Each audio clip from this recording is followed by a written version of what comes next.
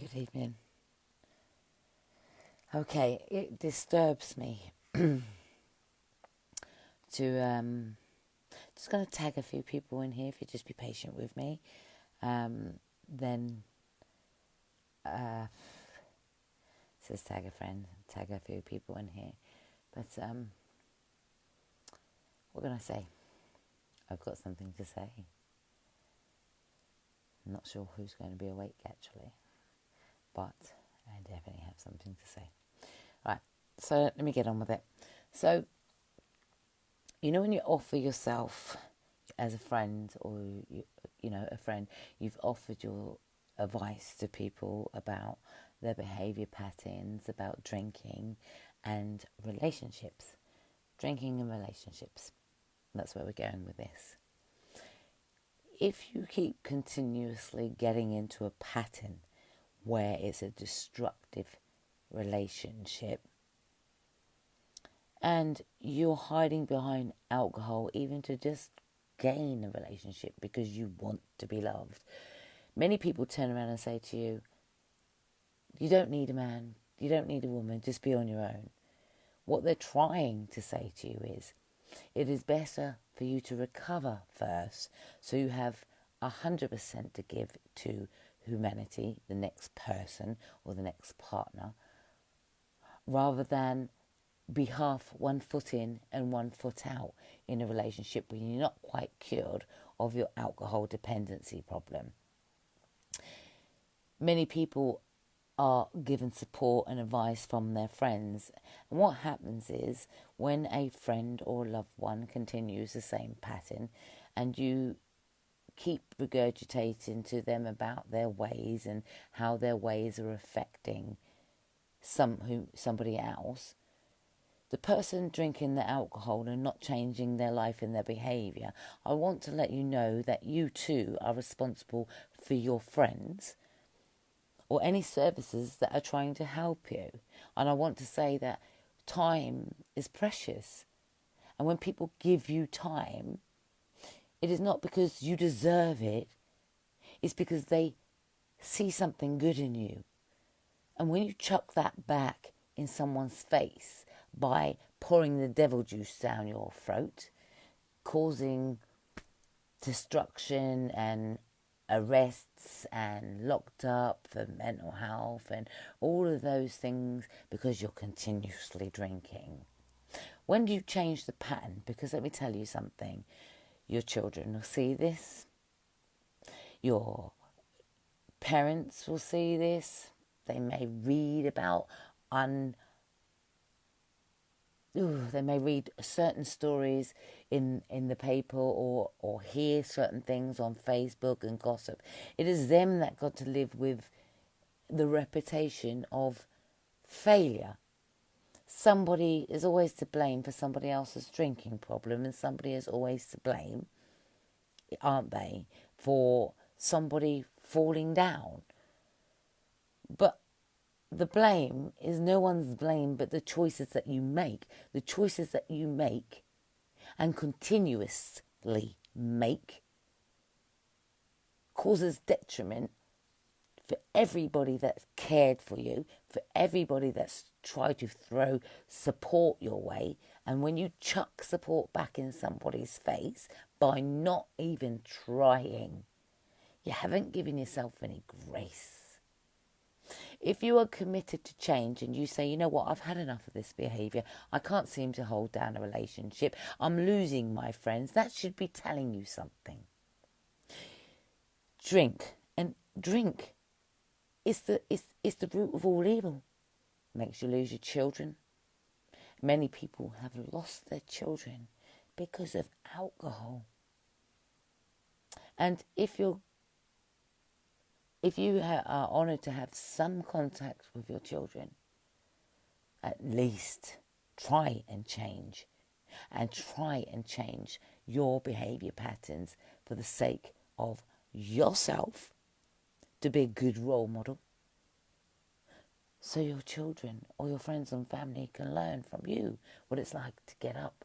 But if you don't try something, and when somebody's offered you a lifeline and you don't put it in place, then what happens is you let people down. And those people that you let down, as well as yourself, those people that you're letting down, they carry guilt that they think that they failed you. People feel they fail you when they can't help you. But it wouldn't be entirely, I can't get my words out today. It wouldn't be entirely truthful, would it? They haven't failed you. It is you that is responsible, and you failed you. When people, do you know how many thousands of pounds go into helping one individual? Thousands of pounds. People that give their time and effort to help an individual recover, and they offer treatment like Turning Point, which is an alcohol and drug rehabilitation place, or they offer AA. None of this comes free. None of it comes free. The least you could do is not slap it back up in someone's face and try to recover, regain, and rediscover. People spend hours, I spend hours talking to people on the phone because they want my help. They say, I can do it, I can do it, I can change. Yep, I've done this and I've done that. And it gives you hope, thinking they're going to change. Then suddenly what happens is they're too busy thinking about getting into a relationship or meeting another man. Right now I'm going to talk about ladies. They're too busy talking about meeting another man before they could even heal themselves, before they can even recover. They think a few days worth of talking is suddenly they're healed. Oh my gosh, no, that is not going to happen like that.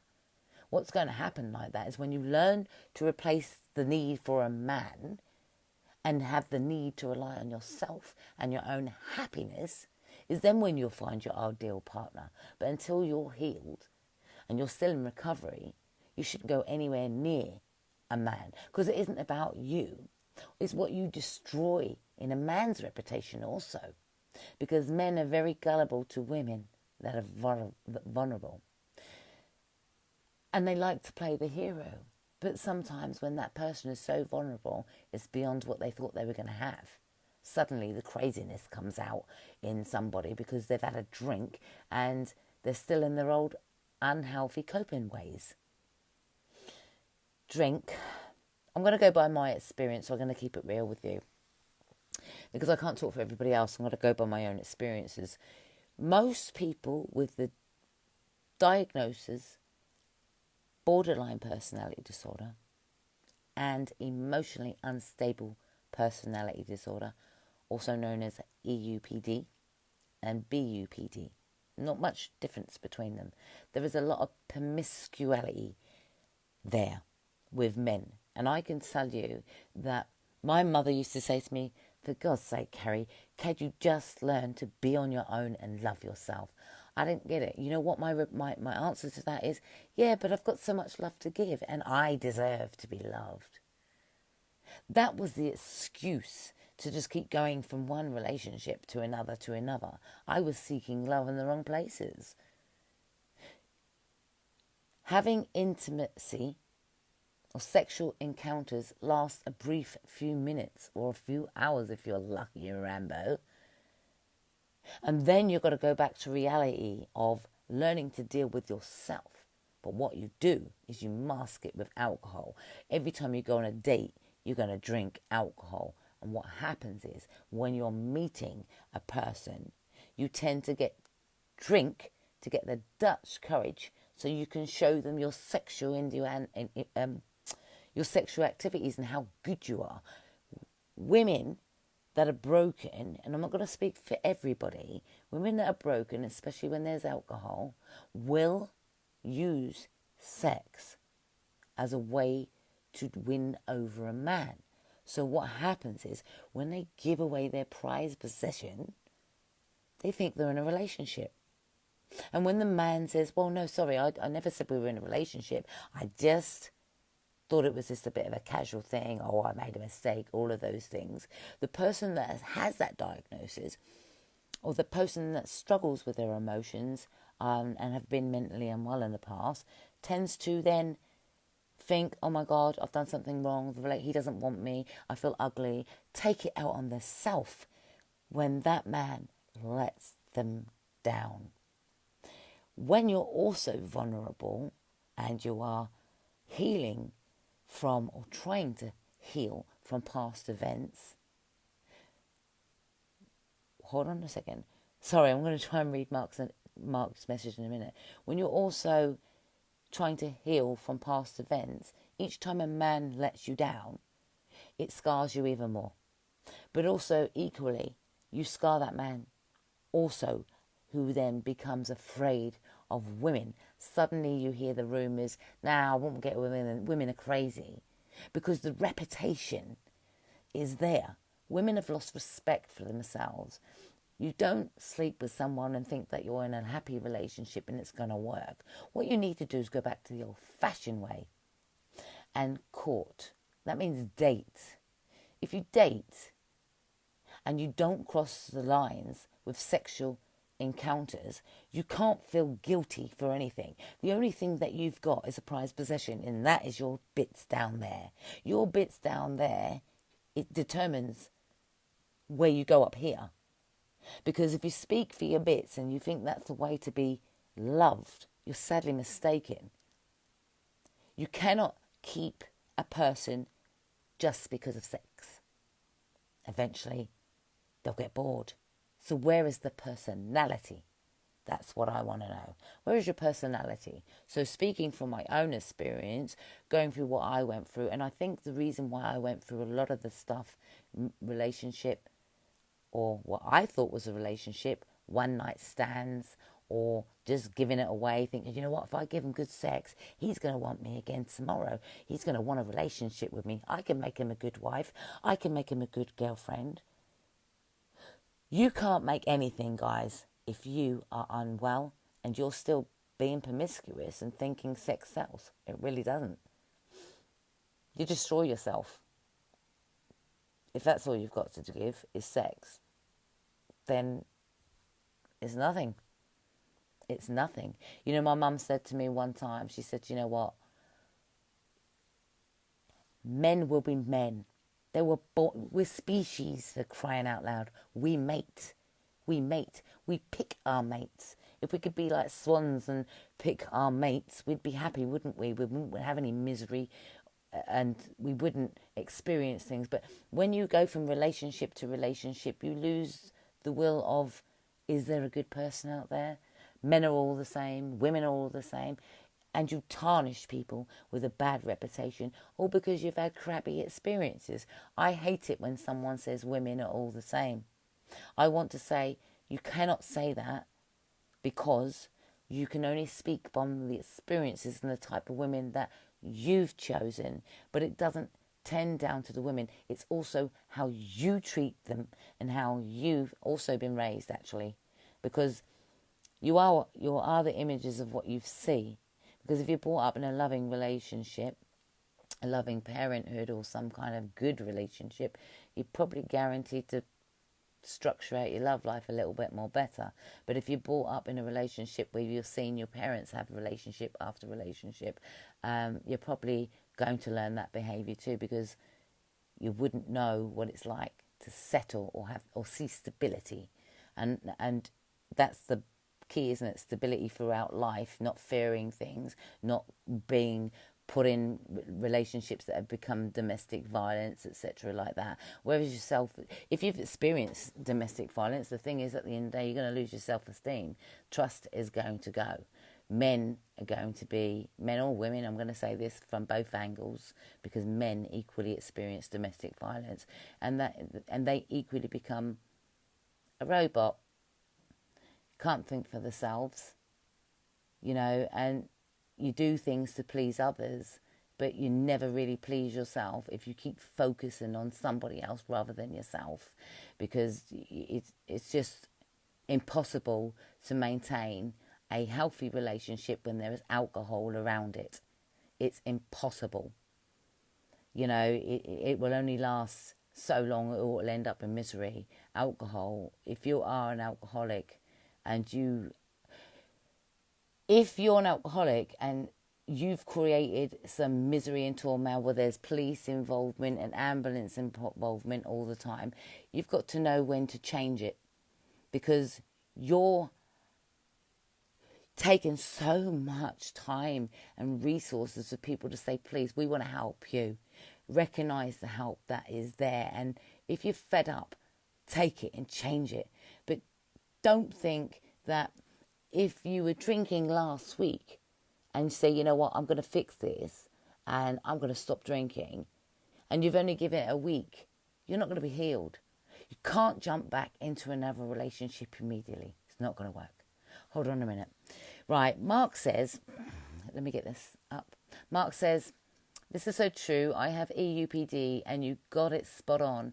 I didn't have the need for alcohol, but I just loved too hard and too quickly. We do fall in that love. Why is it the need that we need to be loved? Because we actually didn't experience love. And I'll tell you something, if you've been abused, you think that giving away your prized possessions is the way to be loved because you've been taught it. You've been taught it, when in fact it isn't.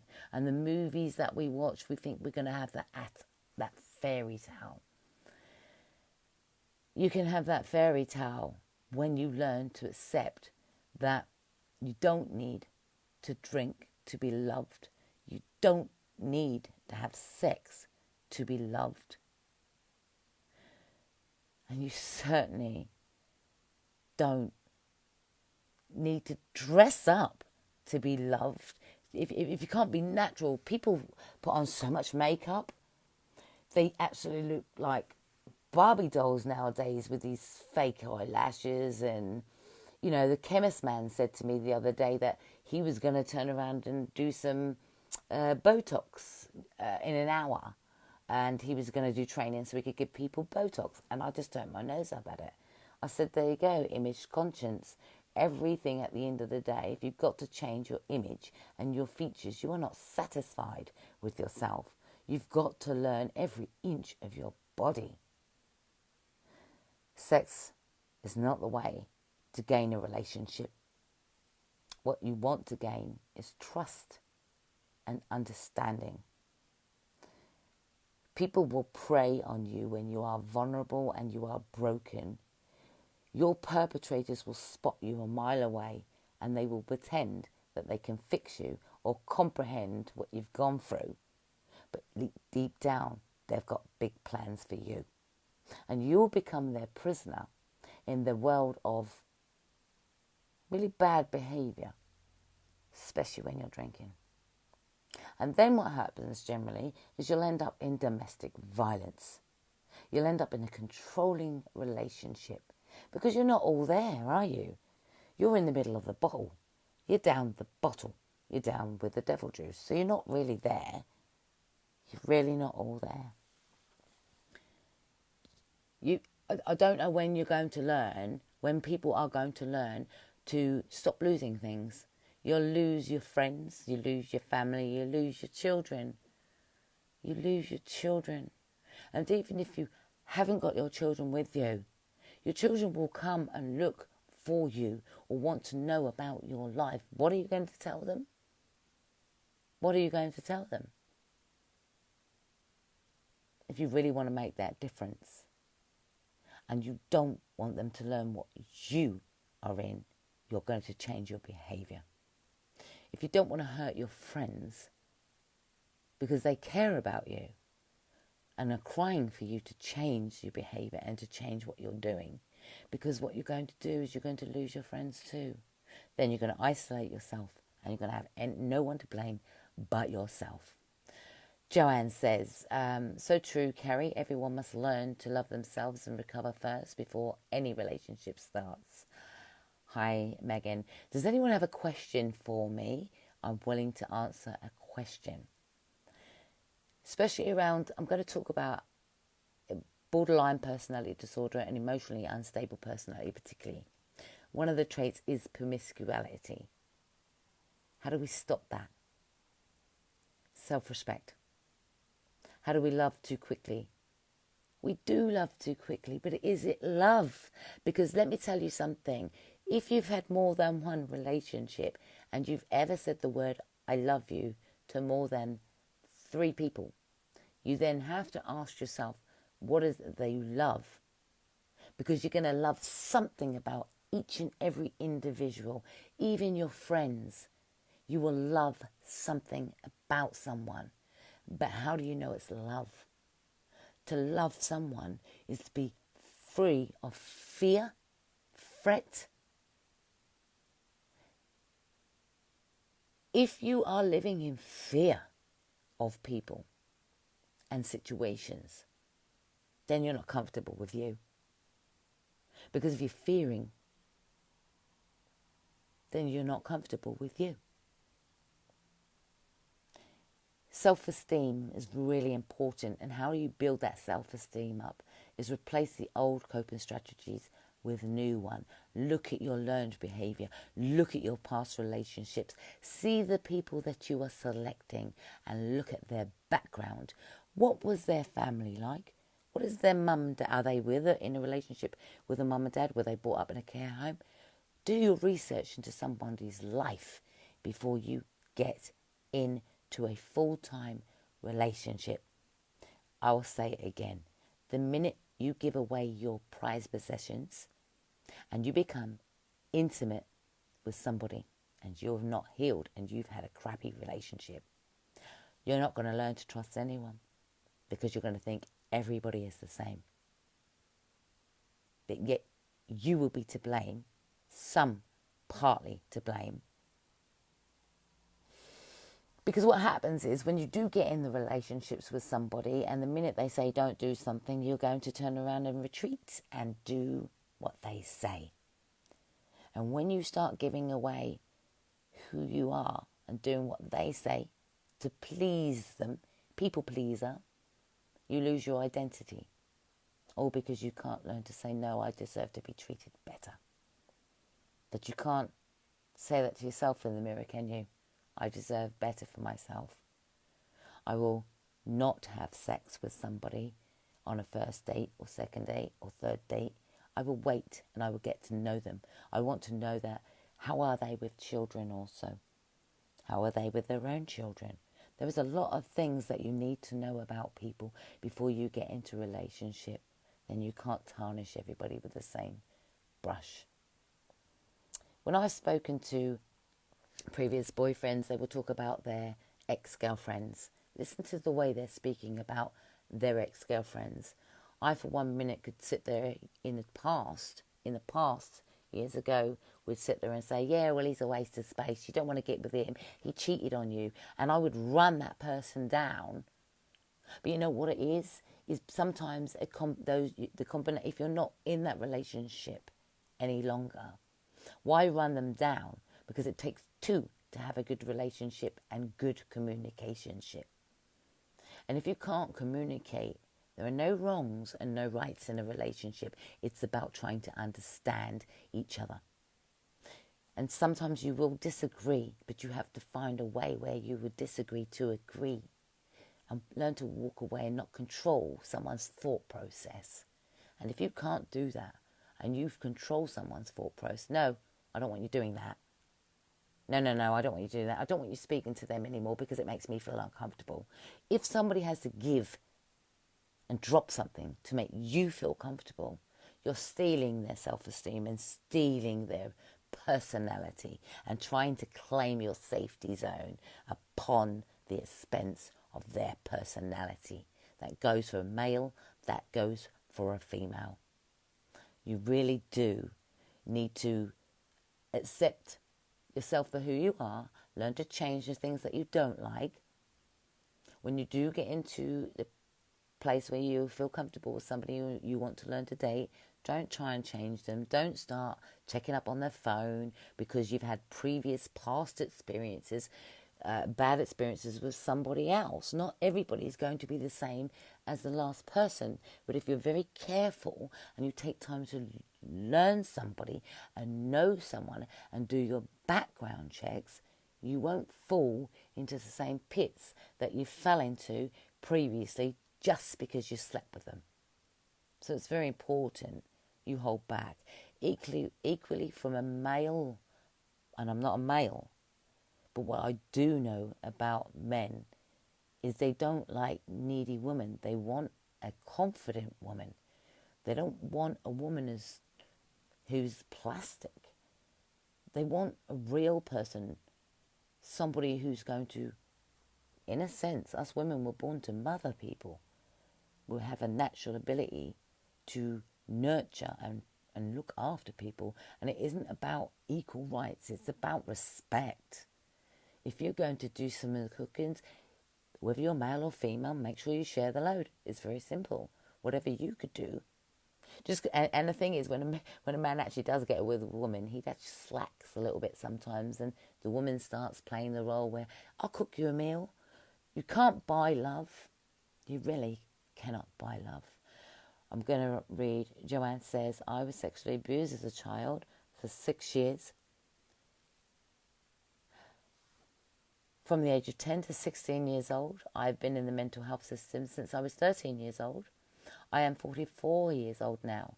I've been in recovery from depression for 3 years, and I'm happily married to my husband for 21 years. I've been in a relationship for him for 27 years. I'm a testament that loving yourself first, recovering and self-help does work. Take time to help when it's offered. It changed my life. And that's the thing. Thanks, Joanne, for that. It's really nice to when somebody gives back and speaks and I can read it out and somebody else can hear it. You have to love yourself first. The amount of relationships I went through, if I could have said bloody hell, that's the thing about when you have been abused. You tend to think it's the way to be loved because you don't know anything different. You've been groomed that way, so you don't know anything different. So you go from relationship to relationship and relationship. And the worst of it is, my kids saw that. And those relationships, because I wasn't healed from already being abused from previous relationships, I ended up being in domestic violent relationships. And that's a common factor. And through the domestic violence, there was alcohol. And as long as there is alcohol, there is no control whatsoever. Absolutely none. Some people say they're a social drinker. Well, how often do you go out? Are you drinking every weekend? Every weekend? Replace the alcohol. You can get alcohol that tastes like beer, literally a Bud Light. It is no alcohol, but it tastes like beer.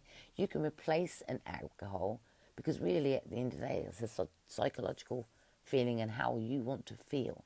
I used to get drunk before I went out because I thought if I get drunk, it'd be easier to get chatted up. And what you then got chatted up was people that you really didn't like, unattractive people, in my opinion. And I kept thinking, why is it that I always get the ones that nobody wants? And again, you see, I was looking at image on how beautiful they are or how handsome they are. I was looking at the wrong thing rather than looking at the personality and what they had to offer and how true they were to themselves. What I was looking at is, have they got a fast car? Have they got money in the bank? Can they, you hear so many stories and what your perfect man should be like. He better have a job. He better have a nice car. He better have a house. He better not have children. Or he better have children, or he better want children. The expectations of relationships are there. You need to discuss what you want. Listen, you can't change someone's opinion of what they want, but make it very clear. One of the things I also did when I started to recover and put down the alcohol, I got rid of the husband because he didn't want to put down the alcohol. He didn't want to put down the drugs, and I wanted to go forward. So for me, I had to leave something behind, and I had to leave the drink and the drugs behind if I wanted to go forward in my life and have some kind of life. And I realised that when you are drinking and when you are taking drugs, you're probably doing things that you don't really want to do. And men will entice you probably to have a twosome or a threesome or whatever else. They will entice you into that fantasy world within reason. And the minute if you have crossed that margin and gone into that fantasy world and you're in a relationship with the guy that you've gone into a fantasy world with, What's going to happen is you're going to have no trust for him, and you cannot expect him to have any respect for you because you've given yourself away to somebody else. The commitment in a relationship is about two people, not three, not four. Two people. You've also got to think about the diseases that you are giving to somebody else, or they may be given to you. So safe sex, is there any real safe sex? The only real safe sex that you could possibly have is probably make sure you're checked and to make sure that your partner and yourself are clean before you enter into a raw relationship. But make sure you know your partner. But definitely you need to protect yourself, especially if you are drinking. There's too many things that happen around alcohol: rape, domestic violence, isolation, mutilation, self-harm, and suicide. And the minute you can put that drink down, the better. Tonight I went to a Police and Crimes Commission meeting, and they talked about the crime rate. They talked about not enough police, and the public were moaning that the police were not available when they should be available. And that, my love, is because half of the people that could help themselves will not help themselves. And what's happening is, rather than the police being able to do their job, they're attending a suicide, or they're attending some drunk situation or domestic violence situation. Then you're going to blame them when there is a real big crime going on, that they're not available because they're dealing with people that are drinking and they're driving. Well, let me tell you something. If you are drinking and driving, I have children, and if you killed my children, how would you feel? Because you are drinking and driving. You see, this drink, especially when you've got diagnoses and you're on medication, it will destroy lives, not just yours, but other innocent people. You will take their lives away from them. Just because you've had a shitty life, do you mean you have to destroy anybody else's life around you? Think before you drink, before you drive. Think wisely, because you will kill somebody. One of the things also that I never did do, I would not drink and drive, although I did do it one time, and I wish to God I would have perhaps if I'd have got pulled over, I would have learnt my lesson. I didn't got pulled over, I got away with it, and I probably consumed about just over half a bottle of vodka, but I knew I was drunk.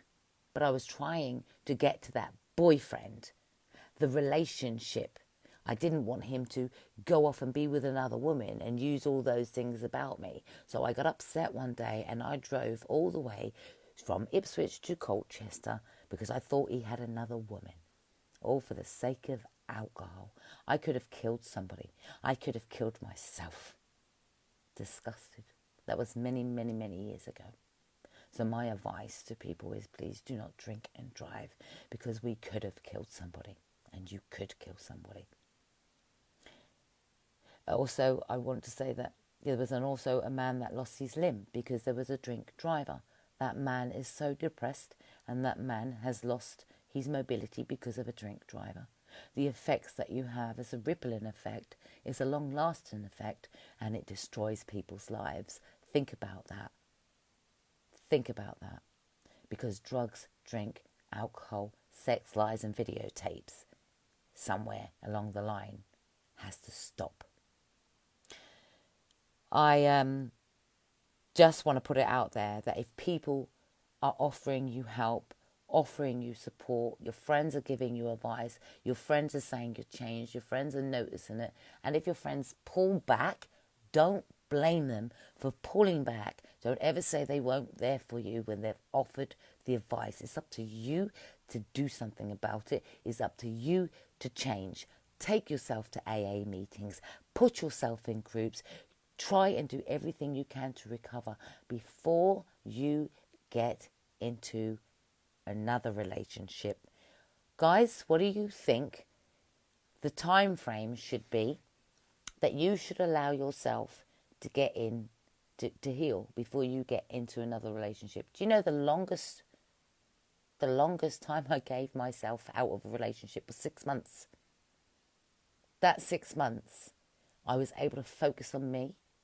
I was able to spot the warning signs of potential perpetrators that want to home in and take you out for a date. I listen very intently to the words when people are talking to me. And before crossing the line, I'm able to date them. And when a man says to me, if you was my woman, you wouldn't be doing this, honey, run a mile, because that would be a red flag. He's already told you he's going to control you. Listen to the warning signs. They are there. If you've had a shitty relationship, I suggest you try the Freedom Program. That's by Pat Craven. You can look at these things online. Please do your research how to get out of it. Keep yourself safe. There is Women's Aid. There is the refugee. There is plenty of help out there. A year. Megan says a year. She would give yourself a year. I suggest if you are going to give yourself a break, and I suggest you do, give yourself time to heal. It doesn't mean you're not going to be loved. It doesn't mean nobody's going to want you. You're going to be on the shelf and nobody's going to want you. It means that when you do offer yourself, you're going to be offering yourself at least 99%. Just at least 99%. It'd be good if you could offer 100%, but that goes both ways, male and female. Men, if you've been heartbroken by women, don't put us women in the same category. Just give us all a chance. Women, give men a chance to prove themselves. But don't cross the margin immediately, because that's sacred down there. It means you've got the power. This is the thing. Power. People think the power is in their pants. It can be. Because the minute, if you can hold back at giving that, you do have the power, because somebody will want to know you before they want to know about your bits. So I have a little tip. Take this or not. This is really a real factor. Sometimes you have a sexual urge when you're on a date. And sometimes, and I'm going to be honest, if you're a very sexual person, I would eliminate that sexual urge on your own before you went out on a date. It does take away that hormonal instinct just a little bit. So for me, just have some self-respect, have some dignity, and think about others, not just yourself. You can heal, you can recover from alcohol, and you're using that as self-harm. You can get stronger with growth, but you've got to have a vision, and you've got to have a plan, and you've got to have dedication to stick to it. And if you can't stick to that plan, then what's the point? But there is a point. You've just got to find your good bits, and you've got to write down what you're willing to sacrifice for change. Today, I'm a bit disappointed with somebody that decided to sacrifice the help to overcome all unhealthy coping strategies, to get through, to learn your diagnosis, to get over the alcohol. They chose a relationship over the help that was offered. And that's saying something. That tells me they wasn't ready. But it also tells me, do you give up on them? No, I hope that they're watching this video to know that the hand is still there, but don't bite the hand that feeds you, because it won't always be there. And you make the mess doubly hard to work it out the longer you leave it. So when people are offering you help, take it. Try it and give yourself half a chance to recover. I am going to let you guys go to bed now, and just think about it. If people have advice in relationships and want to put out there questionnaires to get people stimulated, put the questions on the page. Don't hesitate to ask the public questions, engage them, especially around your own experiences. Engage them, be indirect with the questions that you want answered. Engage them, because these tools on here and people that are in this group, they will watch this eventually, and if something resonates to them, I'm glad. One little tip may make a difference to somebody, may not, but who knows? It's hope, isn't it? Joanne, I was 16. Oh, is that come back up again? Sorry, sweetie. No, here we go. We're going to read Joanne's. I was 16 years old when I got raped by my 18-year-old boyfriend who was an alcoholic. I know firsthand what it's like to be on the receiving end of an alcoholic partner who is violent. I'm fully recovered from depression now, and I've never had a problem with drink or drugs. I don't touch them. You can enjoy your life without these things, absolutely. Life is worth living. Life is precious. Don't waste it. I will share my full story with you all one day. And it's stories like you, Joanne, is a testimony to other people to say that, you know what, when you can replace, you can get over everything, you know, you can get through it with dedication and willingness to put yourself first. And that's what I love. You know, I didn't put myself first. I put everybody else before me. I put their needs or what their expectations was from a woman. I put it all first. I put them first. And like Joanne said, that you can recover. You can recover. If you put down the alcohol, you're giving yourself half a chance of survival.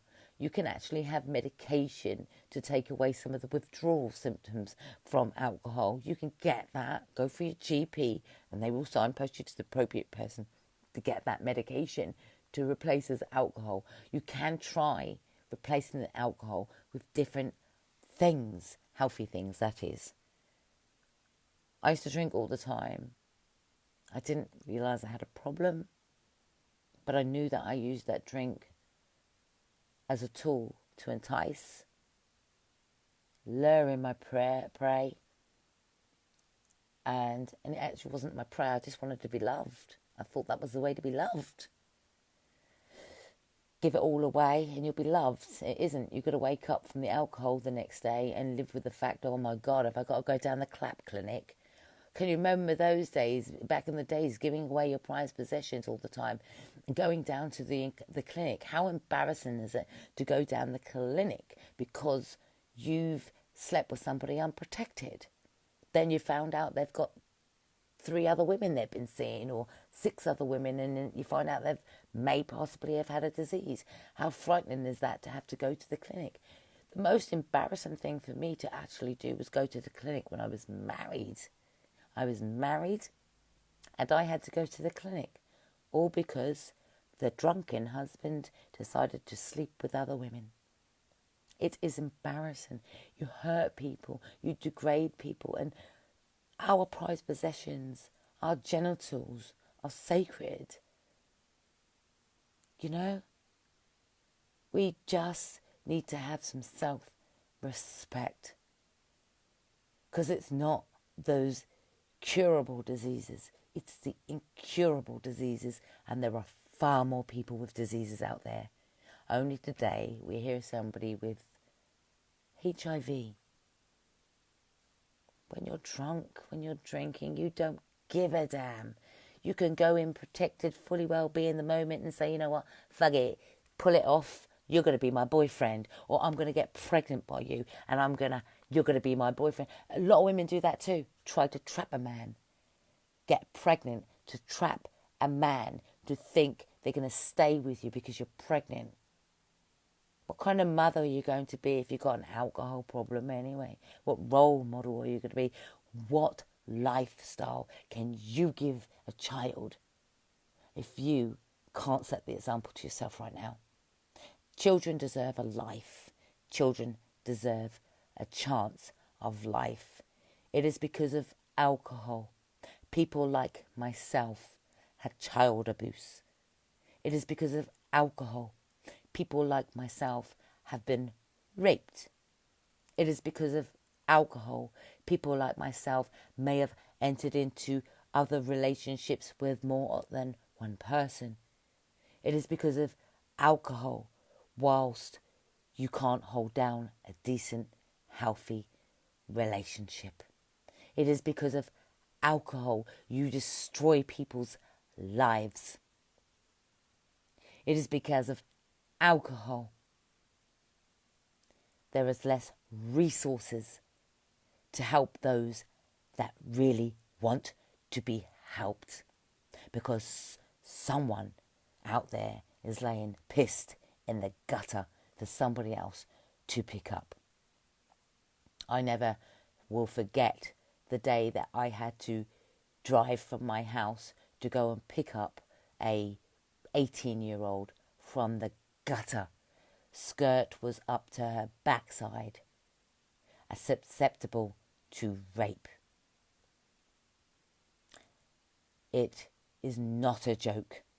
That is the risk that you are running when you are drinking. All kinds of problems, not to mention your kidney and liver disease. Give yourself a chance. Seek help. Take the help offered. And I think those people, I really think that if people say that they're going to do something and they're given the support and they don't follow it through, I think they should pay a penalty. And I think they should perhaps go on a service course as a rehabilitation. Because wasting, if you called a taxi and you didn't get in it, you might have to pay a fine. So why shouldn't it be any different to services? You're wasting time, resources and people's energy. Stick with it with conviction. If you want change, do it. That's all I can say.